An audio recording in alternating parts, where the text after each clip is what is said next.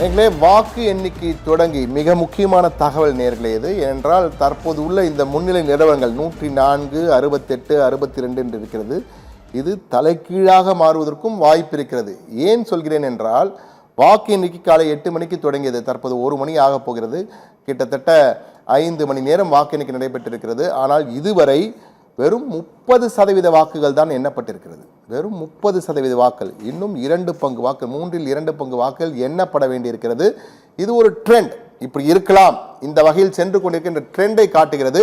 ஆனால் மாறுவதற்கு வாய்ப்பு இருக்கிறது. ஏனால் பல தேர்தல்கள் இது போன்று அதிரடி மாற்றங்கள் வந்திருக்கிறது.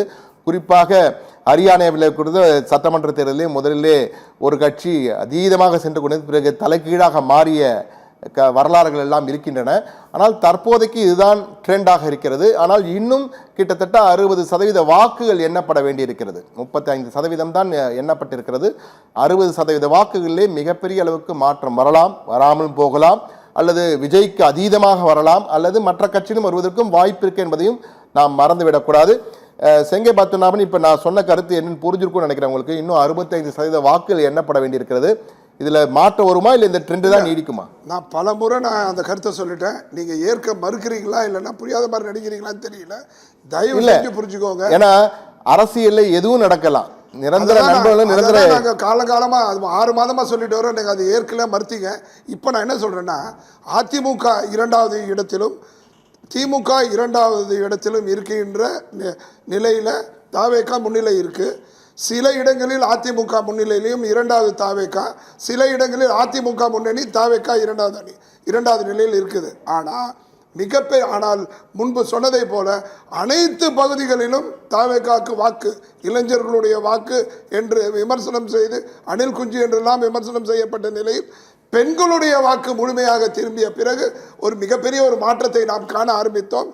அதன் அடிப்படையில் தமிழகத்தில் என்ன இருக்கின்ற 65% வாக்குகளும் அதில் கணிசமான வாக்குகள் தாவேகாவுக்கு சேரும் என்பதுதான் என்னுடைய கருத்து. அதாவது உங்க கணக்குல 150 கடக்கும் தாவேகா 130 150 தொடுவது காலத்தின் கட்டாயம். காலத்தின் கட்டாயம்னு சொல்லிட்டீங்க. பாக்கியராஜ், காலத்தின் கட்டாயத்துல மாற்றம் வருமா, இல்ல இந்த காலத்தின் கட்டாயம் அப்படியே தொடருமா?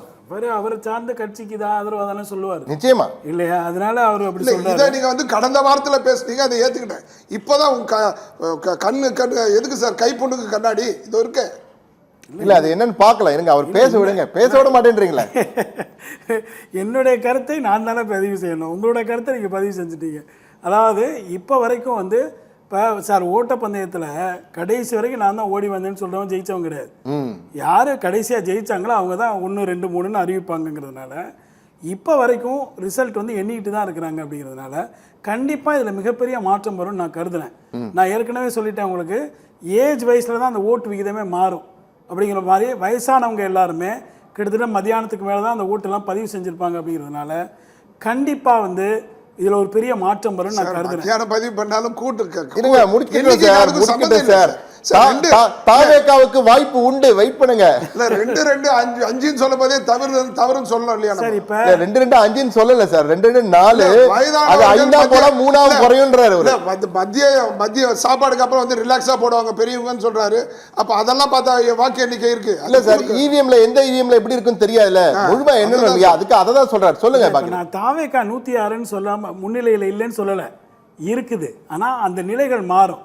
இப்போ காலையிலேருந்து நம்ம பார்த்துக்கிட்டு இருக்கோம். தொடக்கத்தில் 78 இடங்களில் முன்னிலையில் இருந்த திமுக படிப்படியாக இறங்கி 42 வரையும் போச்சு. 91க்கும் போயிட்டு குறைஞ்சாங்க. தபால் வாக்கில் அவங்க தான் எங்கேயும் இருந்தாங்க. ஆமாம், குறைந்து இப்போ பார்த்தீங்கன்னா மறுபடியும் மீண்டுமா ஏறி 63 வரையும் வந்திருக்கிறாங்க.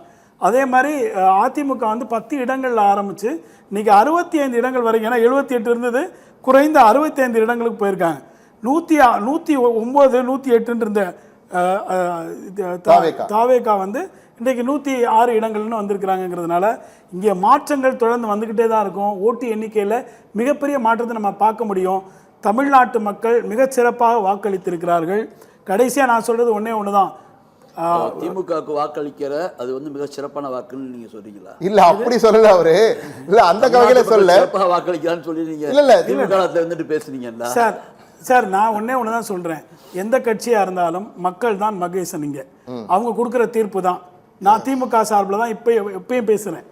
திமுக ஒரு இந்த தோல்வியெல்லாம் கண்ட அஞ்சுற ஒரு கட்சி அல்ல அது. அது பல தோல்விகளை பார்த்த ஒரு கட்சி.